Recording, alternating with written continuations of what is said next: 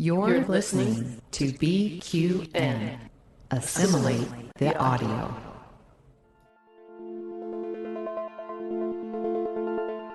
Infinite diversity.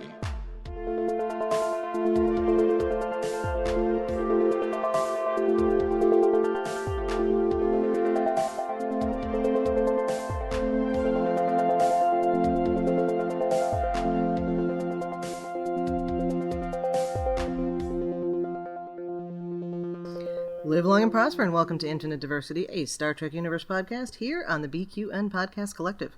I'm your host for today, Chrissie, back from shore leave, and joining me is my co-host, Thad. Thad, how are you doing today? I feel like I'm kind of self-sabotaging myself. I keep wanting to get in fights with Ferengi biker gangs, so I might need to work through that. Yeah, that seems like a bad idea. Biker gangs in general. But at least it wasn't a Klingon biker gang. Yes! So that, that's good. All right, and joining us also today is Dan Gunther of Positively Trek. Dan, thanks for being here.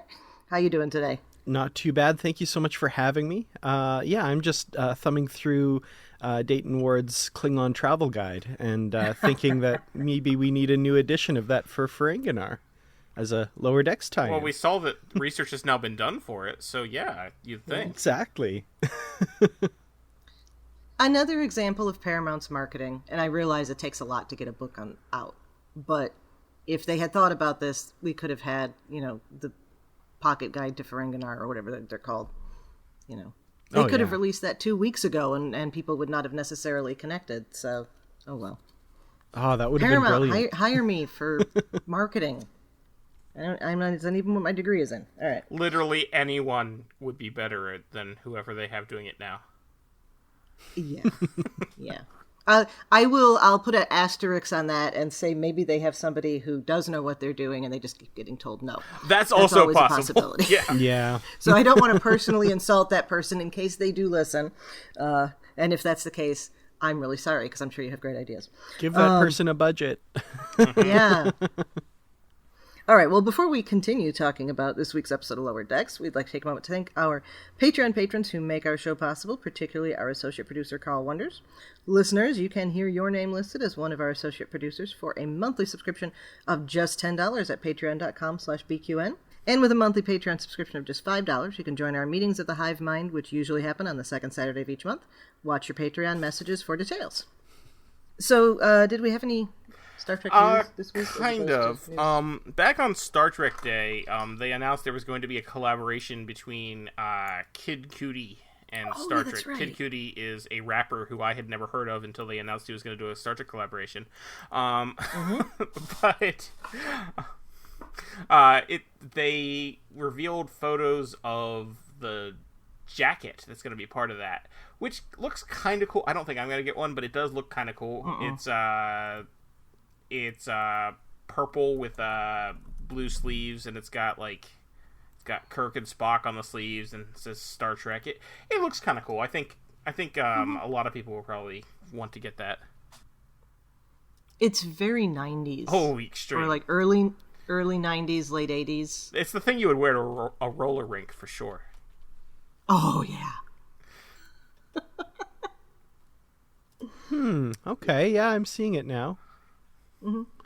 Yeah, it's cool. It's not me. Right, but same. it's very cool. No. Like, I could see a lot of people rocking this, for sure. Mm-hmm. And I guess he's got a Trek-inspired song that he's releasing. So Yeah, because he's apparently a huge Star Trek fan, so that's cool. Mm-hmm. Love it. Yeah. Love it. Very glad he wasn't around to be on Enterprise when they wanted to have random bands show up each week. Oh boy. At least we have a context for this now where we could put him in Lower Decks.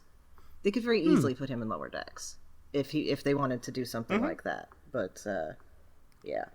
Yeah, a Kid Cudi Choo Choo crossover. I mean, yeah, totally. Yes. I honestly kind of want to see what would have happened if the producers had gotten their way and had a different band playing in the Enterprise mess hall every week. I kind of want to see that. I mean, it wouldn't have been good, but I want to see it. Yes. Yeah, and it would be a nice little snapshot of pop and alt, like acceptable alt rock from the early aughts. Mm-hmm. I think they also said they specifically said they wanted boy bands to, get the teenage market. That's right. So it would have been like NSYNC and the Backstreet Boys. One Direction, that sort of thing. Nope. Well, I don't think the Backstreet Boys were popular in the early aughts. That was a little earlier, I think. They were 90s. It was, yeah. Yeah. But like, I don't know. I was not listening to popular music in the early aughts. I was in high school, so you'd think I would have been the age that I would be, but I was not. I was listening to like movie scores. But yeah. That's awesome. What was I gonna say? There was a related thing that I was gonna say. Boy bands, Enterprise. That's it. Scott Bakula can sing. Mm-hmm. He absolutely can. Yes. That's cool. If you've ever watched the episode of Quantum Leap he was in, but obviously that's like all of them. But one of the episodes of Quantum Leap, he's in an Italian mob family. And he goes back and he first appears at a wedding, and he sings Volare on stage, and it's actually really good. Cool. But no, even beyond that, he's I actually saw some. I don't know if this qualifies as Star Trek news, but he's going to be in a musical on Broadway next year. Wow. My favorite bit of his singing, by the way, in Quantum Leap is he appears as an actor in a musical version of The Man from La Mancha. And nice. Yeah, and I am my Don Quixote. And it's so good. He's amazing. I'm not, as you can hear, but he is so good. That's all right. And I apologize to the listeners who, a couple of you probably were going to tell me I was wrong. It's an off-Broadway musical that he's in next year, not Broadway. It's called The Connector. Okay. And and when I saw the news for it, I'm like, oh, can I go see that? But then it's a limited performance and it's only going to run for like 2 weeks, so I probably won't. Yeah. But anyway, Scott Bakula can sing, so if they had done the boy bands thing, like, imagine if the Backstreet Boys had come on Enterprise and you got Scott Bakula singing, Tell Me Why. Oh, man.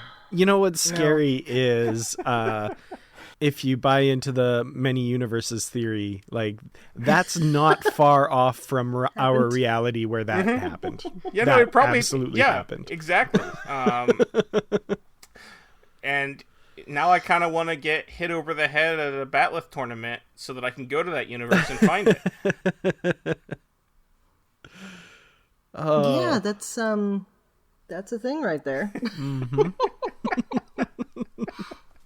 I can just imagine, though, because I think about American Dreams, which was on at the same time. Did either of you watch that? Yes, I did. Love that show.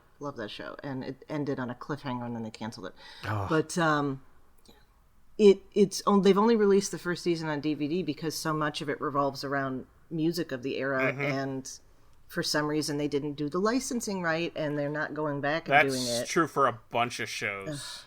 Right. So that, I'm glad for so many reasons that we didn't have boy bands on Enterprise, but another one would have been this licensing issue. We may not have even had Enterprise available to us now. Or they would have had the boy bands and dubbed over some other song from other singers. Oh, yeah. Ooh, or gone the George Lucas route and just done a CGI replacement band. Yeah. Oh.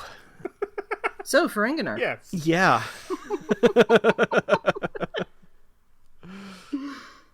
All right, so we start off with another. I want to actually say before we go much farther, we should mention the title of this episode.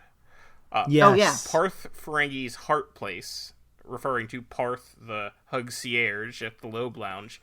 That is a riff on a British comedy show called Garth Marenghi's Dark Place, which I have never seen, but from what I saw, it's a satirical, like, it's a fake sort of documentary on the making of a TV show from the 80s that didn't actually exist. And so it has like clips of the titular Garth Marenghi like saying, and this scene we did this and that and things like that, and then they show a completely made up scene that was not real. Yeah.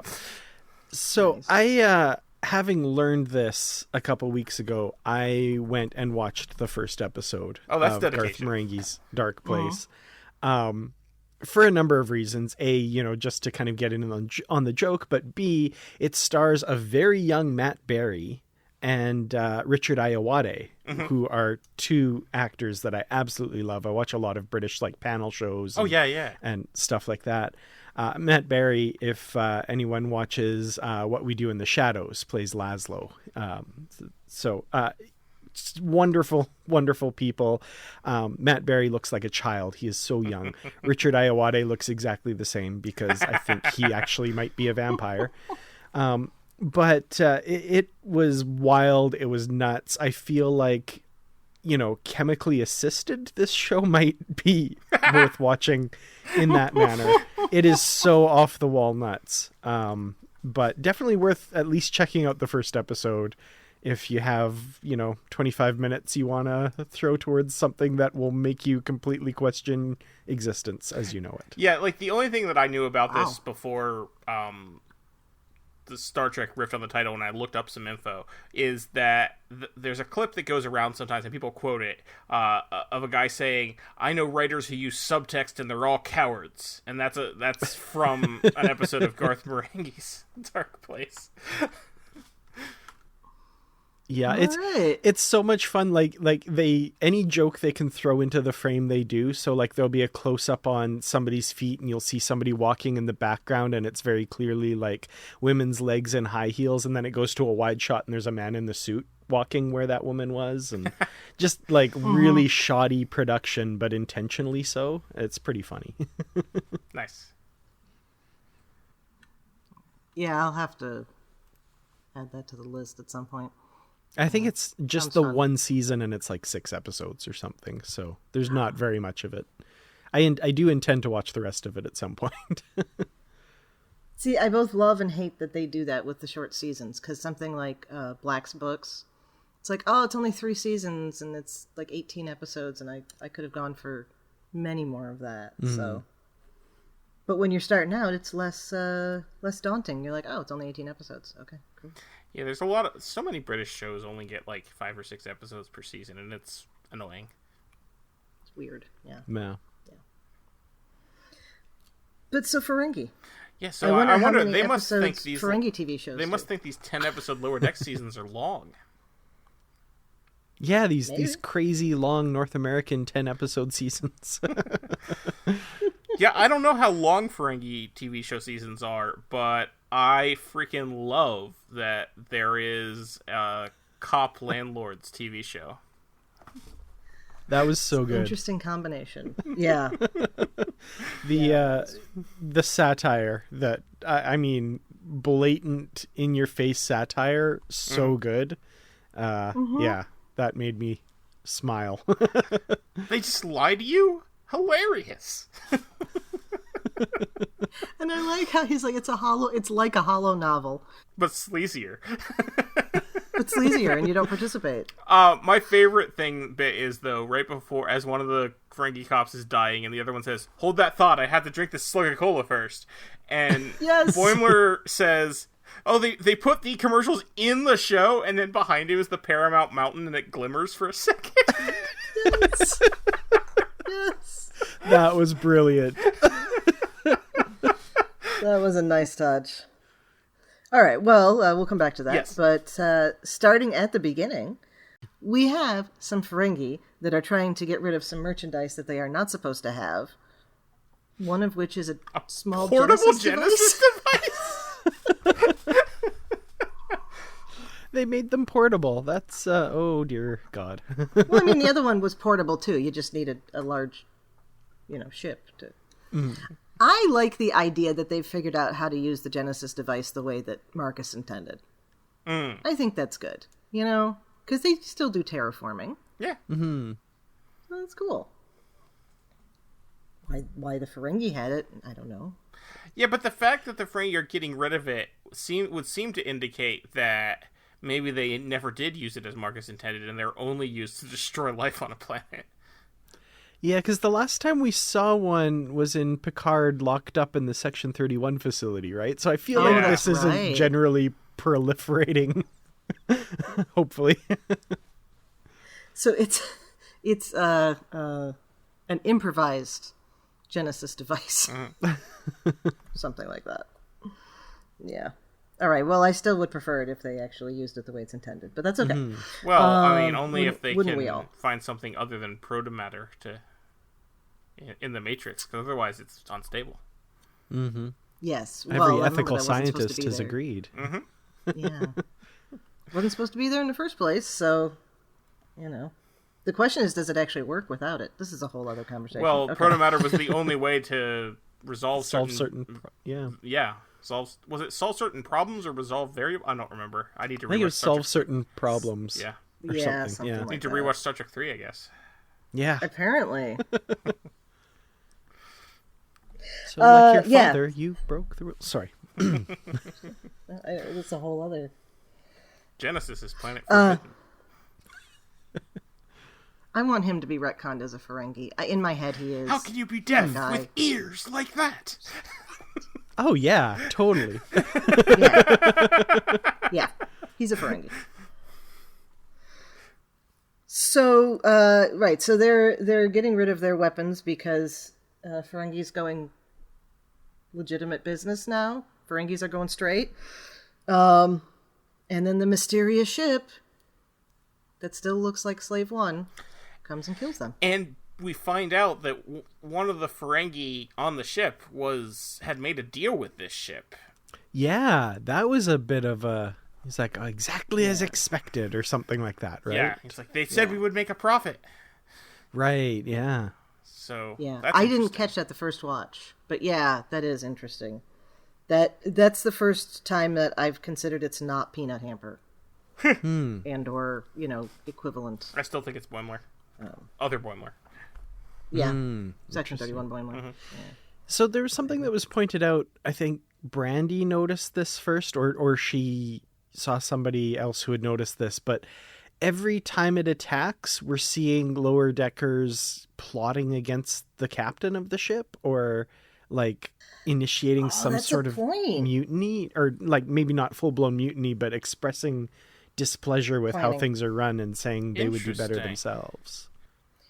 That's a good point. I didn't consider that because we see it with the Klingons, and we know that that's normal. We see it And with we the see it with the Romulans, which is Romulans, obviously normal. and that's normal. So yeah, And I guess we would assume it would be normal for Orion pirates as well. Mm-hmm. yeah. I had a brain fart and couldn't remember what the other one was. Yeah, so interesting. I'm not... That may lend credence to the Boimler.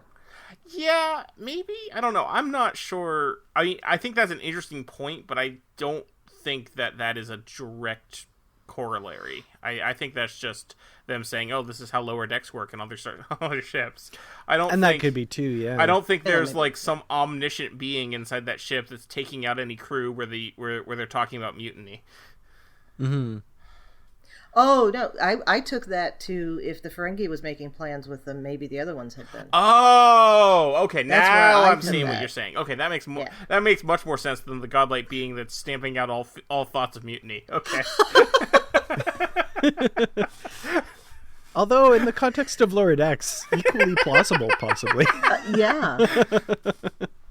And not only destroying them, but destroying the people they were trying to mutiny against too. Right. 'cause, why not? Yeah. Oh, that's good. I like that. Yeah, so we have that, and then we come back, and Ferenginar is about to join the Federation. I have issues with this. Okay. Not that they're going to join the Federation, but how in the hell are they going to... You can't have slavery in Federation worlds. You can't have the amount of gender disparity that we have seen on Ferenginar on Federation worlds. It's So I think They're bending some rules. Well, I think part of this is because of the reforms that Grand Nagus Rom has introduced. True. We do see clothed female Ferengi in this episode. We also see naked ones. So We do. I like that because obviously, even if the law is changed so that female Ferengi can wear clothes, there will be some that would want to continue in their traditional ways, and that's fine. Yeah. As long as it's their choice Yeah. and not, this is the government's choice. Or their, husbands or whatever. Or another man's choice. The men who are in their life. Yeah. I also always felt that, like, once Ferengi society starts to change, it would happen fairly quickly. And this is from one line in a Deep Space Nine episode, which admittedly is not a great episode, but Prophet and Lace, and one of my favorite little bits from that was, I think we kind of find out that the only reason that the Ferengi women and men are so gender disparaged is because of the clothing rule, because I think it's Brunt that says once women can wear clothes, they can have pockets, and once they have pockets, they want to fill them, and they will be able to earn profit. So is the only thing keeping women is like the clothing rule, and there's no actual law about the other stuff?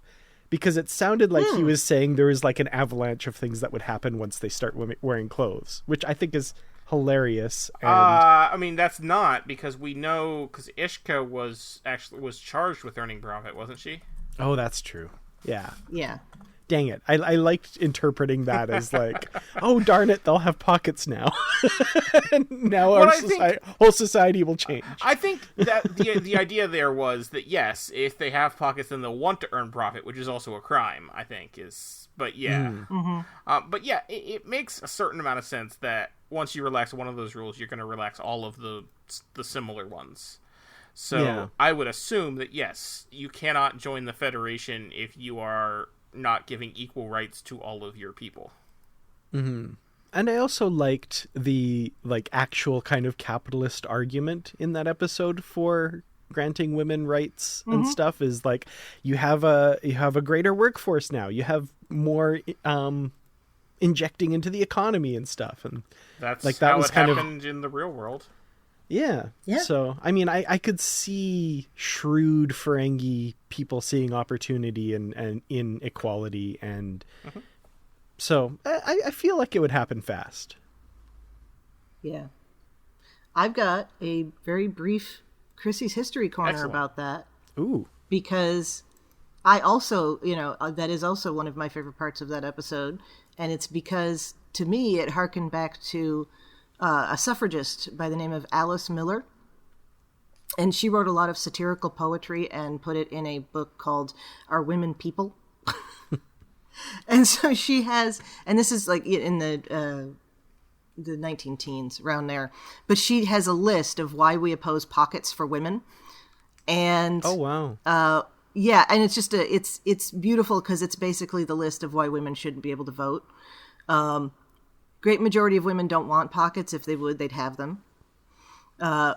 Women are required to carry enough things as is without the additional burden of pockets. Women who have pockets won't use them. There would be dissension between husband and wife as to whose pockets were to be filled. It would destroy man's chivalry toward women if he did not have to carry all of her things in his pockets, but of course she's carrying other things already, so, because it would fly in the face of nature. And then this is my favorite one. Pockets have been used by men to carry tobacco, pipes, whiskey flax, chewing gum, and compromising letters. We see no reason to suppose that women would use them more wisely. That's an actual good argument.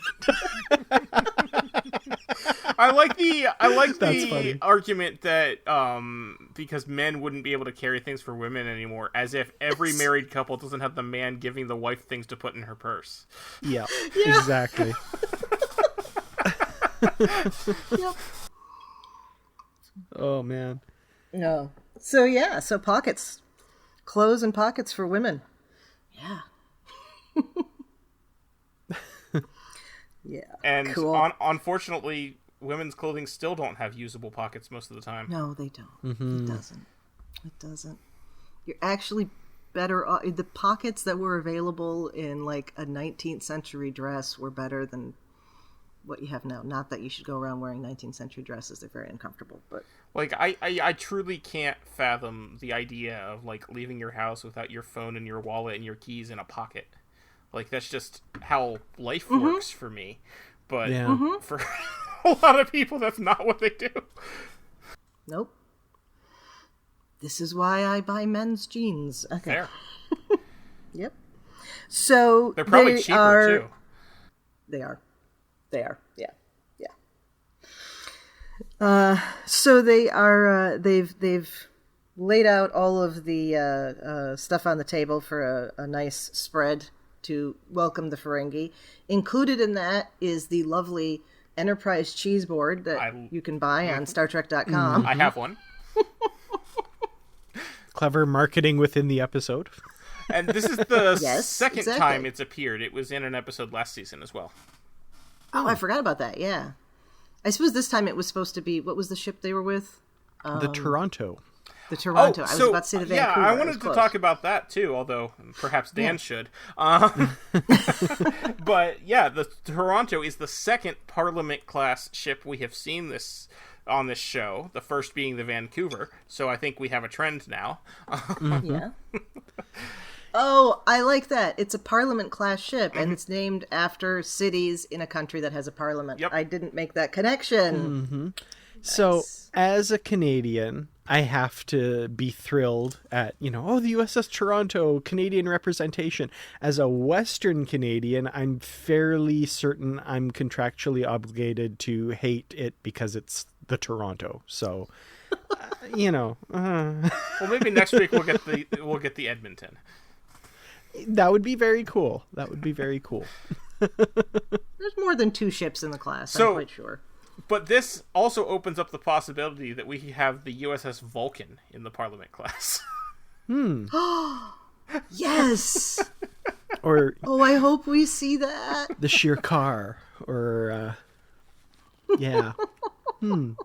That would be There's cool. a Shikar in Canada? Oh, no. I was thinking cities on Vulcan, because have they mentioned a Vulcan parliament? Never mind. I went down a completely... I was talking Vulcan, because of the town of Vulcan in Canada. You could, yeah. That's clever. Yeah, never mind. Mm-hmm. I'm with you now. It's all right. Well, I mean, it's all right. I don't know how blue you want to get with the podcast, but thanks to Newfoundland, we could also have a USS Dildo, so... Amazing. Last week's episode had an explicit tag, so you're fine. Okay. Yeah, no, we're good. Because we discussed the usage of the F word in Star Trek because of the prominent usage of it in that episode. So of course, it was easier to just say that this is to mark the episode as explicit than to bleep every single. Yeah, that would have been bad for people's ears if they were listening in headphones. Beep, beep, beep. Anyway, so, yeah. Ron plays dumb. Lita negotiates. I love that. I would say that it is freaking amazing. Max Grodenchik has not played Rom in like 25 years, and he doesn't miss a beat. He is immediately Rom. Mm-hmm. Yeah. Absolutely. There was like that half second where I was like, oh, he's playing really dumb. Like, but then the faith in the writers of Lower Decks kicks in, and I'm like, okay, they know what they're doing. Like, they wouldn't make this mistake. And sure enough, okay, you understand very quickly what's happening. The moment when he went baseball, and when Lita handed him the baseball, I'm like, oh yeah, no, okay, this is a ploy. Yeah, exactly.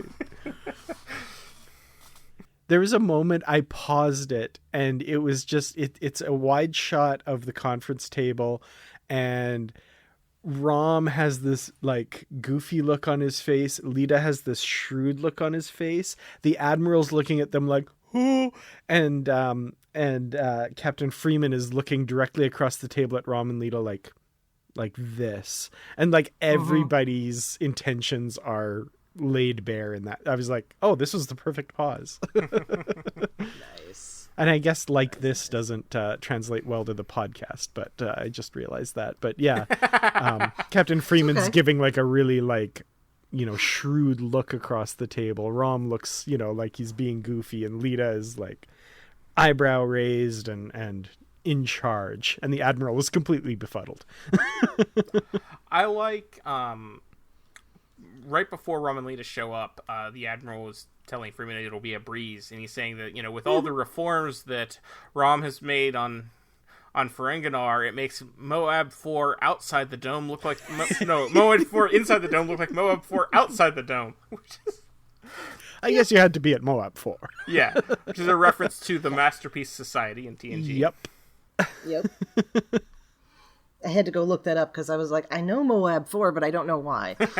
So then we have our crew on travel guide duty. Love it. Which, that's just entirely too much fun. I love that this is a thing that Starfleet crews do at planets. That's just like send some of the junior officers for travel guide duty. That's great.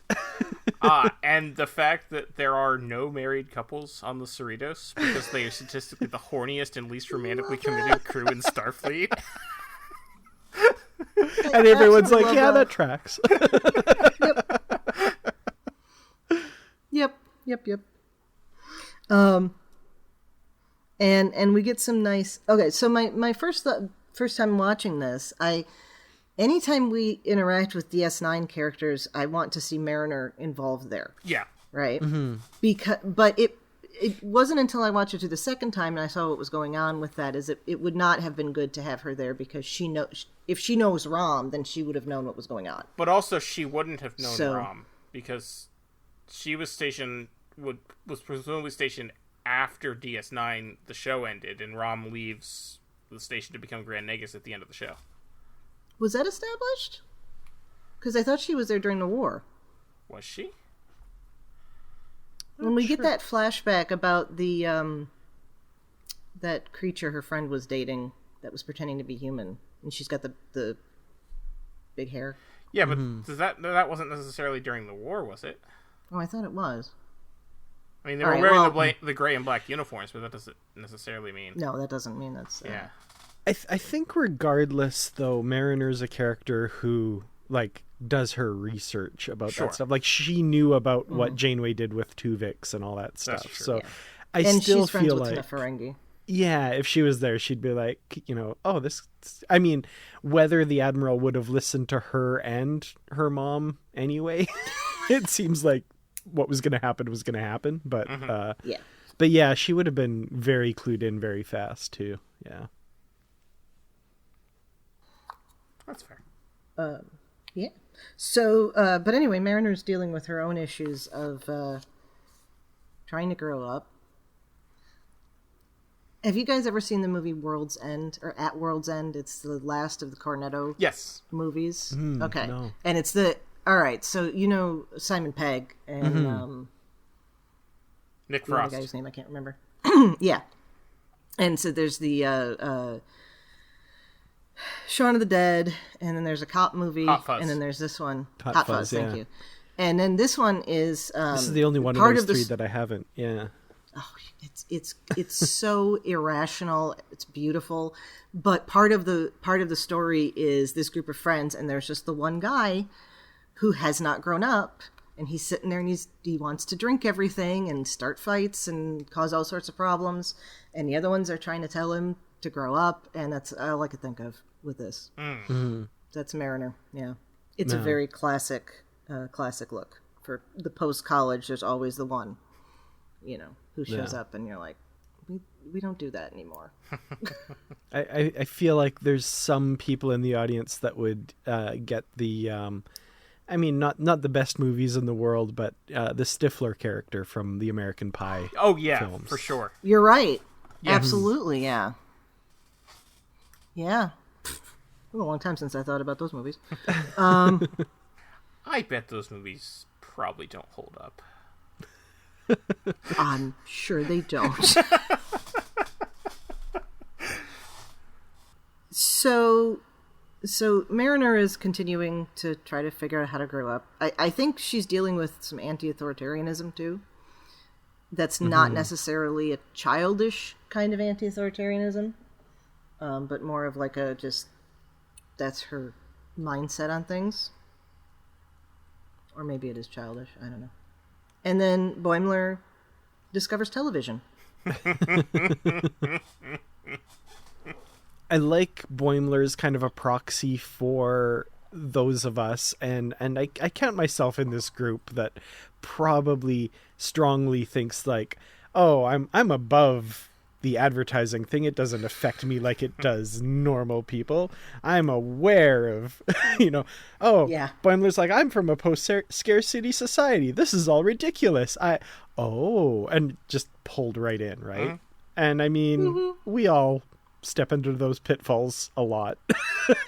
Yeah, and it also applies not just advertising, but terrible TV shows as well. Like, yes. I will often say, oh, I'm above that, but then I'll start watching something like, okay, it's oddly compelling. I have definitely watched my share of weird reality TV shows that there's no reason for someone to actually watch. Yeah, so Boimler gets sucked in. And then I saved the best for last because platonic Tenderford.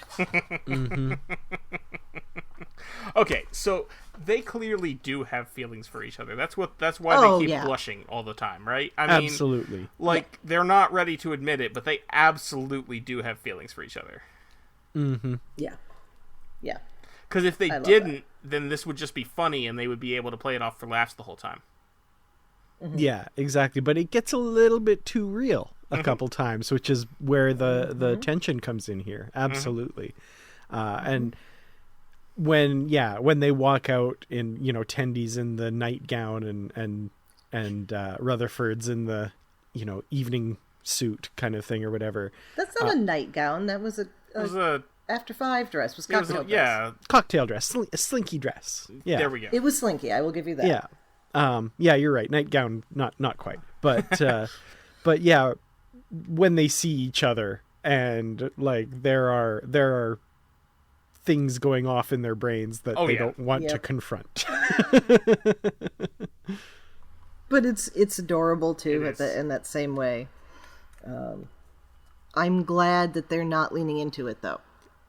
One of the things I just love the parts of Ferengi culture that make absolute perfect sense for Ferengi, in that, like, when they go to the front desk and then he yells, "Congratulations, these people are getting a special deal," and all the Ferengi in the room are just like, "Oh, a special deal!" Yeah. And then apparently, lying to get a discount is one of the worst felonies you can commit in Ferenginar. Which makes sense. Perfect sense. Totally. Yes. I also absolutely love that they go for dinner at Star Trek The Experience. Yes. It'll be like work. Because that is most definitely, yes, an homage to Star Trek The Experience from Vegas. Mike McMahon even has said so on Twitter, that he only went there once, but it left an indelible imprint in his mind, and he had to, which fair. I'm sure. Because we had the ships hanging from the ceiling, just like they did there, the people walking around in Starfleet uniforms, including that one in those velour uniforms that used to catch fire. Yes. So this is now apparently a thing, that everything in the TOS era used to catch fire because or explode. The right, that's tricorders. I was getting at, because in Those Old Scientists they talk about how the tricorders used to explode. Now apparently the velour uniforms explode. Explode, you say? Oh. Yeah. It works. It works. I love that security are wearing TNG security uniforms. Yeah. Yes. And I love from the Ferengi perspective, you want to do like some sort of themed thing. Where are you going to go except to a post-scarcity society which has no concept of copyright? That's a fair point. Otherwise, you have to pay ridiculously exorbitant licensing fees. Yeah. Yeah. Yeah, and the Federation would not do that. Oh, that's beautiful. So, if Paramount Marketing, wanted to do something, they would open this actual like restaurant as like a pop-up somewhere. But they won't. No. Although they did do that with 10 Forward. That's true, they did. So that was something, But yeah, that's it's unfortunate that we're not going to have somewhere to go like that. So I think the Tenderford thing is fun. I think they've been playing at this from the beginning. Mm-hmm. But I love that they're not following through with it as we would expect with like a Ross and Rachel thing, or whatever the modern equivalent of that is. What a coincidence. This is the most famously platonic group of friends on the ship. Oh, yeah. Mignone. First of all, is he doing a food blog? Is that what he is? Yes. That's wonderful. Like, I want to see them publish those now. And it makes perfect sense that Miglimo would do food reviews on Ferenginar where they eat grubs and things, because that is absolutely the kind of thing Miglimo would eat. The bird is going to review the food that's being made by the amphibians. Mm-hmm. I always assumed Ferengi were like frogs. Yeah, seems. Yeah. This is the rain. I don't know. But yeah, Can I interest you in our homewrecker package? Yeah.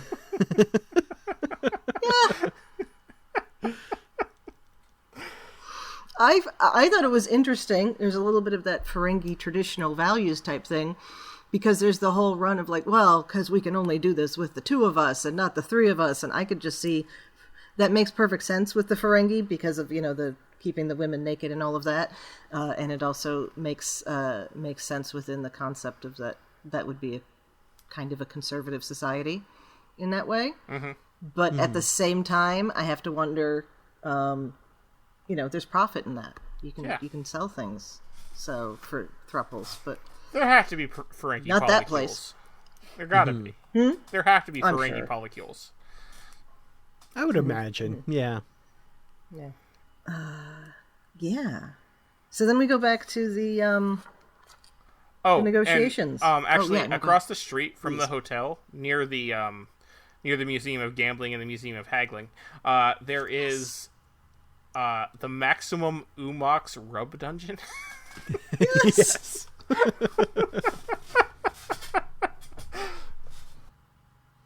Well, and wasn't there something? Was it that or something else that was advertised as all the fucks you can give or something like that? I missed that. Also, Ferengi libraries go hard. Yeah. No one's read a book here in thousands of years. I love how they've leaned into the casino thing, because we associate the casino. It's like, oh, Cork runs a casino, but of course the whole planet is a casino. Yeah, if your society is dedicated to earning profit, then your whole world is going to look like Vegas. Yep. And it looks like the thing was just an all you can fuck, or all you can, Yes. Stars and what do you call punctuation marks, which is hilarious. Oh, right. Okay, so then we see, I know we're jumping around, but we see the Dominion War Memorial. Yes. Which is just dedicated to so lost prophets in the Dominion War. Yeah. Gotta hand it to you, Ferengis. You're on brand. I want to know more about this. So there's a few different ways you can go with this, because you can go with each one of these individuals who died during the war may have made this much money in their life. And you can go with each of these individuals who died in the war cost us this much because we had to be involved in the war. And then you can also go to the whole, like, here's how much we could have made as a society during the war if we weren't having to fight. There's like so many different ways you can go with that. I doubt it has to do with individuals dying, other than it's like anytime there was a reason for the numbers to go down on the balance sheet, that's probably recorded on that. It's like loss of ships, loss of of course, loss of opportunities. Yeah. An ally being occupied, so those trades no longer happen. Oh, we can't trade with Beta Z now. Shoot, that's a whole sector of the economy now. Yeah, that sort of thing. Ferengi bring to Beta Z. I don't know. Yeah, but it is on brand. It is definitely on brand. Also, again, marketing. If they don't have the Ferengi drink hats with the ears and the straws at I don't know, Las Vegas or whatever. That's a lost opportunity as well. I was actually shocked way back when, during Star Trek The Experience, they didn't have that. Like, Yes. that feels That's a good like point, yeah. that should have happened. Obvious. Yeah. So it's a good... so thinking about Ferengi on Beta Z, my thought that just occurred to me is, because Betazoids can't read Ferengi minds, Ferengi would be the perfect casino employees on Beta Z. Oh, yeah. Because they wouldn't be able to cheat. Yeah, there's probably a Ferengi-run casino on Beta Z. The problem is if everybody at the table is Betazoid, you just read each other. Yeah, there's probably a lot of single-player blackjack. Yeah, you'd have to be, lots of slot machine type things. Yeah. As a total aside, my brain always starts to wonder how Betazoid society operates. Like, you know, a lot of things similar to our society, but how would they work in Betazoid society? Like, yeah, nobody would have passwords on their computers, because what would be the point? Right. Like things like that. Like, it would have to be a way more open society. Anyway, my brain starts going down this line. Dan, you assume I know the password on my computer, so someone would be able to take it from my mind. Yeah, but you know where to find it in the document on your computer.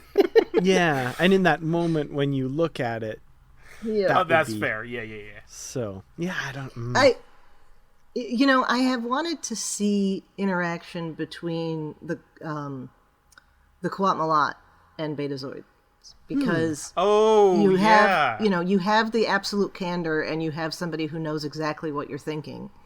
So I think they would work very well together. Totally, yeah. Well, and with the Betazoid security from last episode, like, they've got some skills. They could team up with the Qowat Milat. Anyway. So then back to the negotiations, and Freeman out Ferengis the Nagus, or we can say it that way, or we can say there's a situation created where that has to be the case.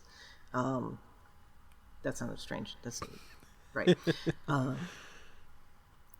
I love that the whole thing is a setup so that the Ferengi don't want to join an organization that looks like they're full of people they'll be able to run over.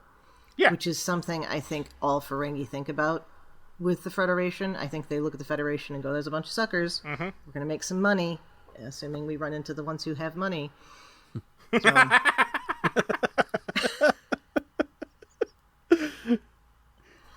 Well, if you don't need money, then you don't need mine.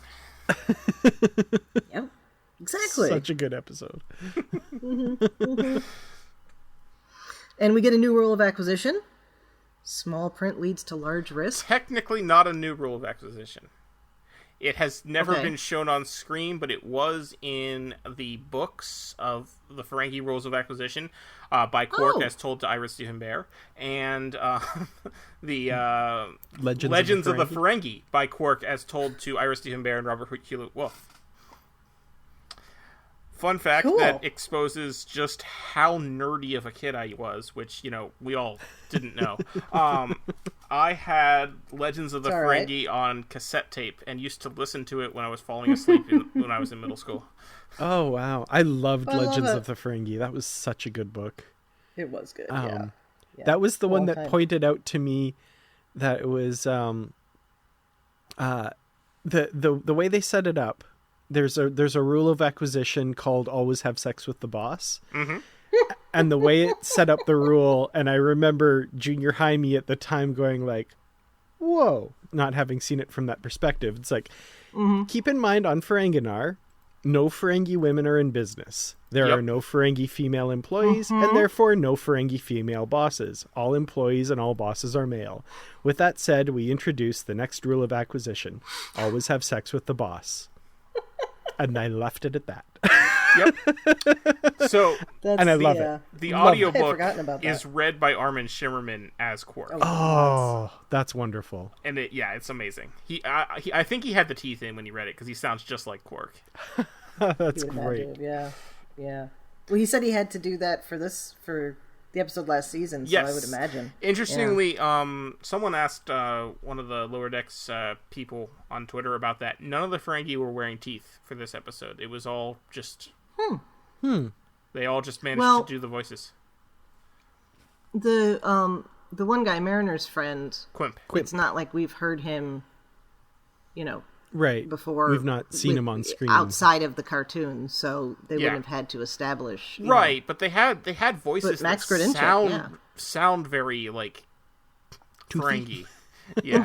Toothy, yeah. Yeah. It was good. But I like, Max I can didn't know do... about I that. knew that Max could do Rom without the teeth, because he always does it on stage when he's at a con. Because everyone always asks him to do the Moogie voice. The Moogie yell. Moogie. That, yes. The, Rom's a little less toothy and a little more squeaky, so I think that probably helps. Yeah. So the Ferengi are going to join the Federation. It's going to be interesting. Yeah. So I made a comment in another review of a different episode a few weeks earlier where I was like, one of the things I want for Lower Decks is to have them have some sort of big impact on the Star Trek universe, something of import politically. And Here we go. here we go. Here we have it now. Like, this could be a thread that gets picked up maybe in Lower Decks again, but maybe somewhere else along the line where they reveal the Ferengi have now finally joined the Federation, and it's all thanks to the negotiations done on the USS Toronto and Cerritos back in whatever year. Yeah, and it does Be makes wonderful. it, because we see Ferengi in Starfleet in Discovery. Yes. Exactly. Yeah. So they've done it. They've had an impact on the wider Star Trek universe. I love it. Watch there be an episode next season all about the Ferengi's attempts to get the Klingons to join the Federation. Oh, that'll be good. That would be very good. You know what we could do, Lita says. Okay, well, let's give it a try.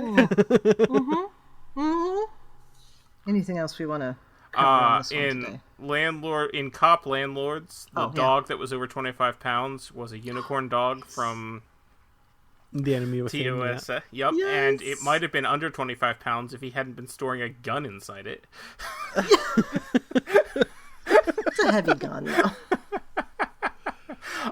When Mariner first meets up with Quimp in the bar, she orders a dagger of the mind on the rocks. Yes. Yeah. Yes.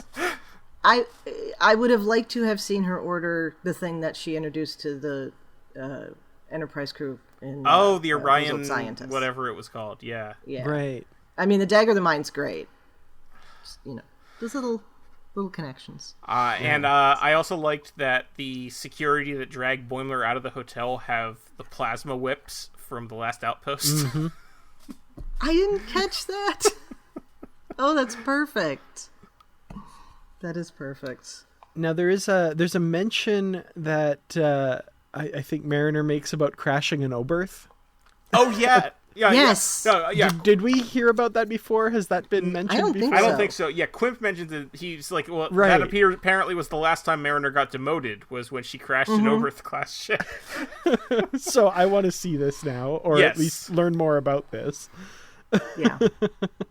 Well, I think that's the first time we've had a clue as to why she was ever demoted, I think so. other than specifically. self-sabotage. Yeah. Yeah. They've always made Yeah. veiled references, but never said anything straight out. Yeah. No. I That do actually love makes the sense. the digs on the Oberth class that we get in Lower Decks. Like, I think to Anna last season said, I didn't serve on an effing Oberth to or whatever. Yeah. I mean, That's right. the Oberth class does kind of suck. Let's be honest. Oh yeah. It's no Galaxy class, that's for sure. There's a reason that the Grissom got assigned to someone like JT Esteban and not, Starfleet's finest. Yeah. But he'll have to Prepare check. for He'll have to his check with back. He'll have to check back with Starfleet to find out what that reason is. Yeah, and prepare for evasive. Prepare for evasive? Just start evading. God, that guy. Why are you preparing? You're always preparing. Just do it. Surprised he didn't call back to Starfleet headquarters to find out if he should go to evasive maneuvers. How does somebody like that get a captaincy? I mean, really? Really? I love Star Trek Failing 3 upward. is a lesson in terrible Starfleet captains, because you also got Styles, yeah. yes, Yeah. Styles with his riding crop, or swagger stick, I should say. Swagger stick is what they call it in the novel. Yeah. Well, that's what they call it in the actual military as well. Oh, okay. It was a thing that British army officers used to carry around, possibly still do. I'm not sure. Yeah. You can get a U.S. one, but my understanding from people I know speaking in the Army is that if you actually tried to carry one around in the U.S. Army, you would be mocked mercilessly. I could see that. Mm-hmm. Yeah. But like, it is official. Like at a certain rank, you are allowed to. There are certain ones you can use, but yes. Fun. I want to see the requisition form for a swagger stick. Ugh. I think you have to buy it yourself. Oh, I'm sure. It's kind of like how there's also an official U.S. U.S. Army uniform cape that you can wear, but you have to buy it yourself.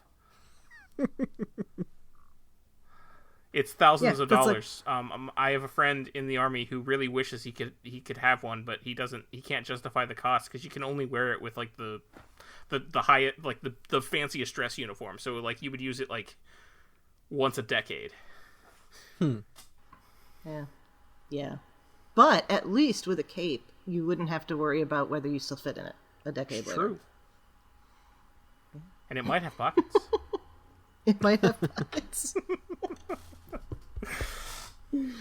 I had something pop in my head, but now it's gone. Oh well. I think I'm going to watch Star Trek 3 this afternoon. I think so, yeah. I think that's a good idea. Watch that. All right. Well, I'm not going to try to look for deeper meaning here. As I often try to do with these episodes, because we have most of the time there's deeper meaning and there's just not here. It's Lower Decks. I do appreciate. Yeah, it's Lower Decks, and it's pure Lower Decks with the moment at the end with Tendi and Rutherford climbing into the Jeffries tube and that nice little visual gag. So, all right. Oh, I liked the joke at the beginning when Ransom comes in and tells them they've been assigned to guidebook duty, and he like doesn't know how to address them. He's like, Lieutenant Junior Grade, Lieutenant Junior's grade, Lieutenant's Junior Grade. It's that one. It's it is that one, by the Junior way. Grade. Yeah. Yes. Yeah. It's like Attorneys General or Courts Martial. Yep. Absolutely. I do love that Ram and Lita have a Hyperion servant. Oh, yes, like Mahar do. Yeah, like Mahar do, and like acting Grand Nagus Brunt had, and we have yet another Hyperion servant. Oh, Brunt should have been in this episode. Hyperion Oh, he servant should have. too. Yeah. That would have been cool if Brunt FCA was here. Oh, totally. Like, no, he he should have could've showed arrested- up to arrest the people who Yes. were pretending to be married. Yes. Oh, Yes. totally. Oh, and while we're on it too, I forgot. Dave Foley was, I think, Parth. Oh, Was yes. Parth. right, Dave yes. Foley from Yes, he Kids in the was. Hall. Yeah. Yeah. He tweeted about it. Yeah, he was so That's excited pretty to be cool. in Star Trek. That's so cool. I love that you get that so often when there's when an actor shows up in Star Trek, then they'll talk about how I've wanted to be in Star Trek my whole life. It's like, I can relate to that. Oh yeah. Oh yeah. And that's not something we got to see in Legacy Trek Yeah. or whatever we're calling the older Trek now. But yeah. All right. Well, Dan, thanks so much for joining us today. Where can listeners find you online? And is there anything upcoming or current you'd like to plug? Well, best place to find me is the Positively Trek podcast. That's the podcast I do with Barry DeFord, and occasionally other people doing some stuff. It's been a little hit or miss lately. I think the both of us have been sick at various times, and things have been happening. But That should be back on track. And also my YouTube channel, Kurtratz Productions. I'm working on getting that kind of geared up once again and on the go. And I guess Twitter, for lack of a better place right now. At Kurtratz. But the Positively Trek discussion group on Facebook. If you guys haven't joined, it's I don't awesome. think I am in that, actually. You should join. It's so great. We weed out all the problem people really fast, and it's nice. so that's wonderful. Good. But I have totally neglected my Facebook lately. So that's pretty much it. Oh no, I am in that one. Never mind. Oh, good. I'm in like, I don't know, like 40 different Star Trek groups, so it sometimes gets... Oh my god, yeah. Yeah. Oh yeah, I'm in there too. Okay. All right. Thad, where can people find you when you're not setting up a baseball team on Ferenginar? Recruiting for a baseball team on Ferenginar. There we go. I think most of those games would be rained out. Best place to find me all is indoor stadiums. probably still on Twitter. I am at Tyrannicus. That's TYRANICUS. You can also catch me on Blue Sky and Mastodon, same handle there. And you can hear me on the podcast I do with my friend Carl called License to Spiel, where we talk about movies and shows that we watch and want to talk about. That's License spelled with a C like the British do, because we started out as a James Bond podcast. Chrissie, where can people find you when you're not lying to get a discount? I've never lied to get a discount. I've never lied in my life. I suspect both of those statements are false. Yes. Yes, they are. But the statute of limitations is over, so... In addition to here on Infinite Diversity, of course, you can find me on History with the Szilagys here on the BQN. That's that twice-weekly short history podcast I do with my fellow historian partner, Jason. And I'm also happy to chat about our shows on the BQN Collective on Facebook. And I am also on Twitter and on Blue Sky as the Goddess Livia. And you can see there my opinions about Star Trek history and leftist politics. Don't forget all our other great shows on BQN. And here's Amy Nelson to tell you all about them. What shows are on BQN, you ask? Well, here's a rundown of some podcasts you might be interested in.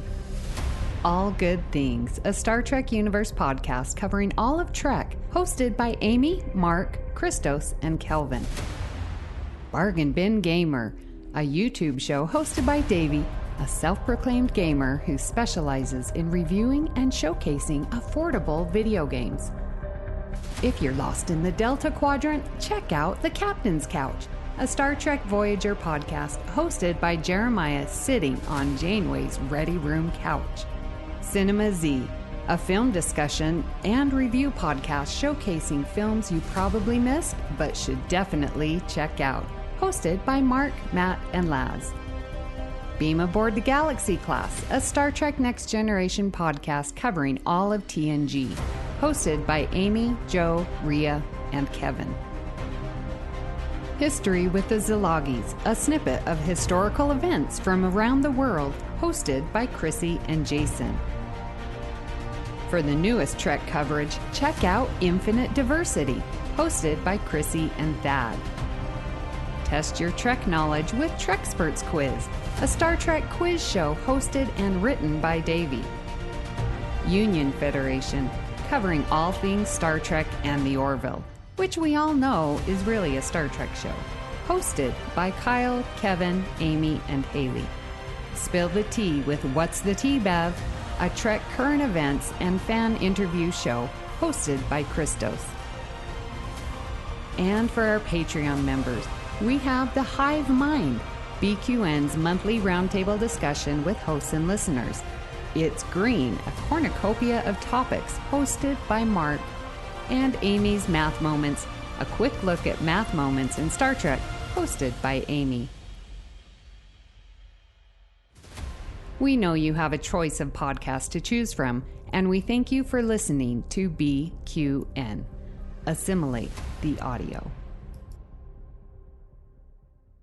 Thank you so very much for tuning in to Infinite Diversity. Thank you to Zach Tripp for the wonderful theme music and Mark White for the awesome show art. Please subscribe in your favorite podcast player, and don't forget to rate and review us there as well. If you want to reach out, you can find the network on Twitter and Blue Sky at BQN Podcasts, or our show specifically at IDIC Podcast. You can also talk about any and all of the BQN podcasts in our Facebook group, the BQN Collective. When you next hear from us, we'll be talking about our next episode of Lower Decks, A Few Badgies More. Until then, peace and long life. Infinite diversity.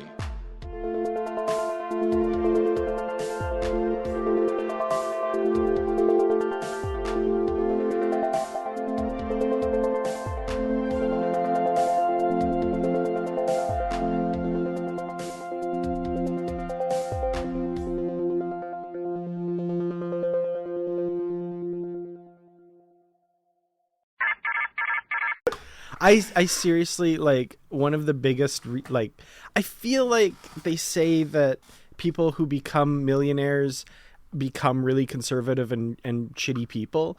And I'm like, I kind of want to be tested on that because, like, I would support so many people who are doing really awesome things. And I mean, I like to think I would. I also would like to think I would. At the very least, I would like to test the theory that money can't buy happiness because, you know, that may be true, but I would be happy. I would love to have firsthand evidence one way or the other. Mm-hmm. Absolutely.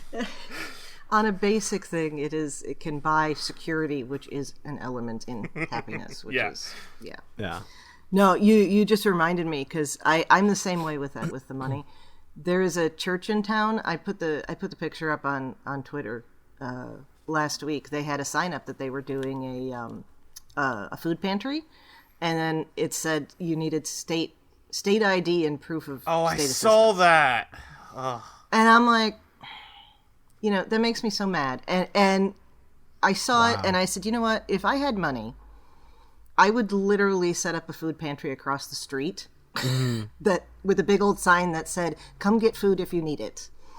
Yeah. So the ridiculous thing on that is, I guarantee that church is strongly doesn't want there to be public assistance programs. I'm sure they believe, well, it's the church's job to do this. So why are they using the state's system to decide who is worthy of food or not? Mm-hmm. Yeah. So yes. Excuse me. So yeah, if we all ever become millionaires, we can test that. Yeah, food, shelter, clothing sufficient for what is needed. You know, shoes, things like that. Anyway, I just you know, and that's. I want to stand out there with an atheist T-shirt and then, you know, a big old sign that said Jesus didn't ask people if they were, you know, got government assistance before he handed out the loaves and the fishes. Yeah. And sorry, I don't think they did in the provinces, but the Roman Empire actually famously did do government assistance for food. They did, but you did have to have a little coin. Okay. There was one that showed that you were a citizen, at least until everybody was a citizen. But still, yeah, they handed out an amount of flour or wheat each month to make sure that people survived. Anyway, okay. Yeah, I was homesick quite a few years ago and binged like basically 2 weeks straight of a show called Canada's Worst Driver. Oh wow! And I loved it. I loved every minute of it. It was ridiculous. What is that? Just like videos of people getting into accidents and stuff? It's actually they bring a group of people in for driving lessons, basically, and putting them into ridiculous situations, and it ends with a driver's test. So it's actually like pretty good. Like you're getting some bad drivers. There's development. Yeah. But it was still, it had all the reality TV tropes and stuff and making people look like fools and all that kind of stuff. But it was great. Here, I was thinking it was a clip show of just, you know, like people like America's Funniest Home Videos, but bad driving. Yeah. Oh, I do watch those on YouTube. Yeah. Yeah. Idiots in Cars is kind of what you want to search to find that. Oh, my favorite ridiculous idiots on YouTube. I like watching cruise ship pier runners. Oh. Those are the people who don't make it back to their cruise ship before it leaves. Oh, Wow. Okay, I have a new thing to look up. That would be terrible. So they but like also, run down okay. the pier, like waving their arms, trying to get the ship to come back, and it won't. Like anybody's going to notice, Yeah, yeah. well, even if they notice, they're still not coming back. Oh. Well, take a flight to the next port of call. Well, see, your that's the only thing. option. With the restrictions these days, you usually can't even do that. They usually won't let you back on from the next port either. Oh, wow. You just have to go home. Without your stuff. Yeah. Oh, Well, I mean, they'll Yeah, send you your that's stuff, terrible. but what? Yeah. Yes. Oh, yeah. Have you ever seen I think it's called the 11.8 bridge or 11 Oh, 4 yes. 8 inches. Where Yeah. it just peels the tops off of trucks. there's a bridge like that in the town where I grew up, where every couple months a truck would get stuck there for like an entire day, and it would make traffic terrible. I bet. Because the way the bridge was, the way that the road sort of goes down under the bridge and then comes back up on the other side. So it's yeah. fine for normal size cars, but if your vehicle is large enough that the back is still above part when the front gets to the above part. And like the town they've put so many signs up, and it doesn't matter because the trucks will follow their GPS, and if they're cheaping out and using regular consumer GPS and not, actual the GPS that truck drivers are supposed to use, but costs a lot of money, then it'll just take them there. And they can't like dig down on the road and do a change because it's a state route, so they'd have to get the state to agree to do it. Yeah. Yeah. Anyway, Yeah, that's good. my favorite thing about that though is when the and I'm sorry, this is completely off topic, but when 'Cause we've not been when that that. ship got stuck in the Suez Canal last year, 2 yeah. years ago, I'm not sure. Someone photoshopped it under the bridge, and it was Oh, that's beautiful. one of those amazingly niche memes that only applies to the people in the town I grew up, but it was still hilarious. I love it. Love it, love it.